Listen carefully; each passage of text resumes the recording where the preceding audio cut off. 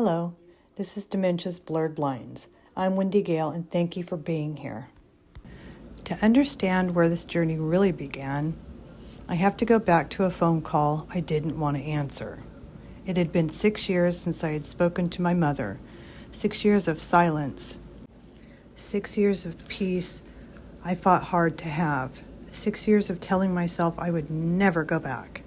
And then my uncle called. He lives 3 hours away and too far for him to check on her himself. So he told me she was saying bizarre things that didn't make sense, and he was worried and asked if I'd call her. So I hung up.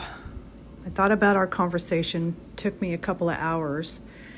And I didn't want to break the boundary I had built. I didn't want to step back into that world, but something in me knew I had to.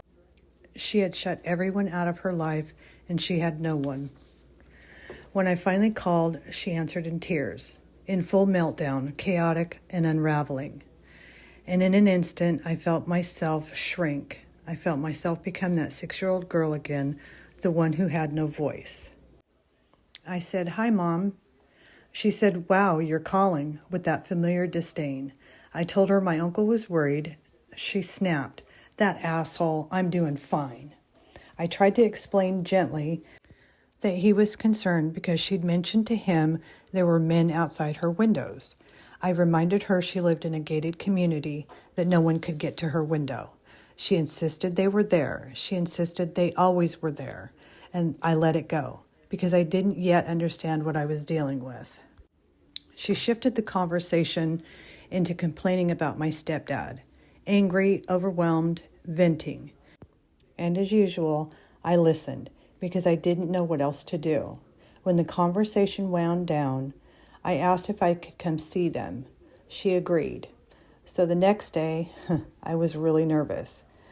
I was nervous walking up to her door, cautious and bracing myself. When she opened the door, there was no hello, just a motion to come in. I hugged her anyway and told her, "It's good to see you," with no response. Then I saw him as I rounded the corner, my stepdad, the big burly biker who had always been good to me and my kids and my mother, slumped over at the table, barely able to lift his head. His voice was soft when he said, "Hi, Wendy." He was thin, pale, and under her control. Their apartment smelled like vomit, urine, and old age all at once. The smell of 2 people drowning without help that she didn't think she needed. My mom was overwhelmed, snapping at him, yelling at him to hurry up. I watched her yank him out of his chair by his armpits.